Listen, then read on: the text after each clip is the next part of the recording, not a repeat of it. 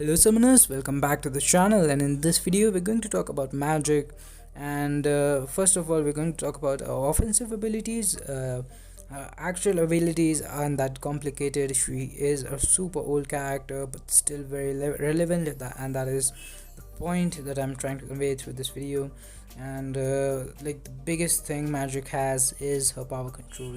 And in this fight, see, it's a Realm of Legend fight for a 565 character. I recently took her to 565, by the way, but for a 565 character to do a Realm of Legend fight isn't impressive at all. Like, a few weeks back I did this Juggernaut fight on auto fight with Human Torch and still got him down, so that's not impressive at all. But the impressive part is that it's not a short fight, and still you're going to notice that Juggernaut doesn't throw any specials at all in this entire fight, and that should tell you how good the power control on magic really is. Like, for the most part, I'd say 80% part of this video he has zero power, and like, after the first 20 seconds he was completely power logged. And magic is just so powerful after that, like, the intercepts in the corner like this, and I will get clipped later on, but it's not necessary for you to do this. It's really easy to do this on aggressive AI, but and even if you mess up, you have limbo, and my magic is just signature 1. I recently awakened her from an awakening gem. I already have like other good mystics awakened, so but she is one of the characters who I'd say needs signature stones the most in Mystic class. Like, Doctor Doom, Clairvoyance, Symbiote Supreme, Sorcerer Supreme, they don't need it, and they are the top Mystic characters. Mojo, Magic, and Voodoo are the characters who really need to be awakened and at high signature level, in my opinion, in the Mystic class, that is. And Magic, like, her limbo is just so powerful, because you see the power steal and how many times we have, like, we go over 1 bar or 2 bar of power.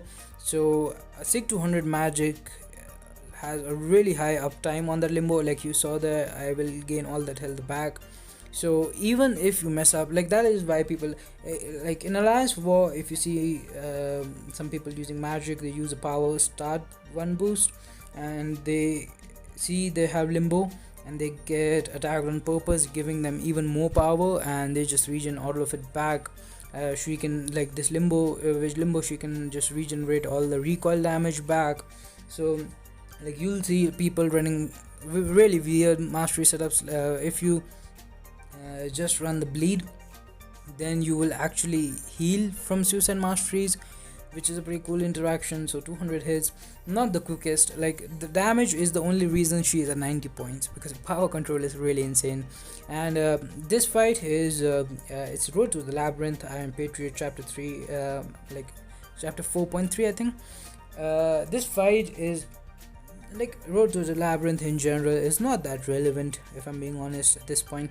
But like, this fight will always be a really good test for power control, because it has, like, power start 1, all or nothing, and spite. So it's a really annoying fight. I remember doing this. I think I used 4-star magic or 4-star voodoo back in the day to do this, but as you can see, like, for all or nothing, it just gets even simpler to intercept. You know, they won't be able to throw a special attack anyways, and like, it's just really easy fight with magic as soon as you get the first SP2 off.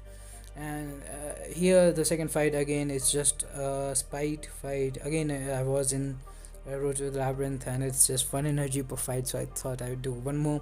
And like, also magic has some really powerful synergies that increase her damage, because damage is the only problem with magic, in my opinion. She has utility in the power control. Like, look at that SP2 and the damage that it did. It was pretty solid, in my opinion, even for a 565 without suicide masteries, and that time it didn't crit, so not too impressive. But like, if you have the Morningstar synergy and the Warlock synergy, it does some pretty good damage. So here I want to show what I meant earlier. Like, even if you mess up, like, I took a lot of damage here but healed all that back. So she is pretty useful in that sense as well. And here again it's Winter Soldier. I'm again going to showcase the intercept style of magic. But as I was saying, the utility wise, she is pretty solid power control. Because of power control, she also has nullify on the SP1. It's not that good if you have to nullify, like use a character who can control the opponent's buffs. You're better off using characters like Doctor Doom, Clairvoyant, Sorcerer Supreme, Symbiote Supreme. But she also like can technically handle it. And also on the SP3, depending on the number of buffs, she does more damage, I think so. Like earlier when we used to have a lot of Medusa bosses in the meta, in Alliance War, people used to take magic, wait for Medusa to get like 3 Furies, then use the SP3, and I think 2 SP3s finished off the boss, 565 boss or something. So like she has a lot of stuff she can do. On top of that, being suicide friendly, being able to like regenerate in a way, because again for a SIG 200 magic, Limbo would pop up a lot more frequently.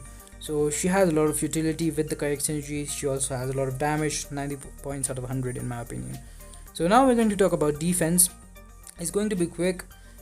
She is not a really good defender right now, but she can still be really annoying if you don't have the perfect counter. Like here with like Sasquatch is not really a good counter for magic in any way. But as you can see, the Limbo also, I'm not playing very well while she has Limbo on. You shouldn't use you shouldn't be hitting into her. The best counters are definitely like Blade, Gladiator, Hulk, a lot of Archangel, any defensive ability reduction characters and stuff. Also, like that was a pretty impressive SP2 by Sasquatch. But yeah, so there are a lot of counters who can take care of magic, so she is not that annoying these days. But if you don't have the right counter, then she is still a really powerful defender. And with Flow especially, she is just incredibly annoying, and I did die to her once 2 seasons ago. So that is why 86 points out of 100. Overall, a really versatile, solid character both on offense and defense. If you are considering like ranking her up, I can't like suggest I can't like recommend it more. She is still an amazing character who definitely deserves to be ranked up. So that's gonna do it for the video part. I'm going to show the full screen card if you want to screenshot and collect it. Some people are interested in that. And thanks for watching. Have a nice day. Subscribe to the channel for more content and stay safe. Bye bye.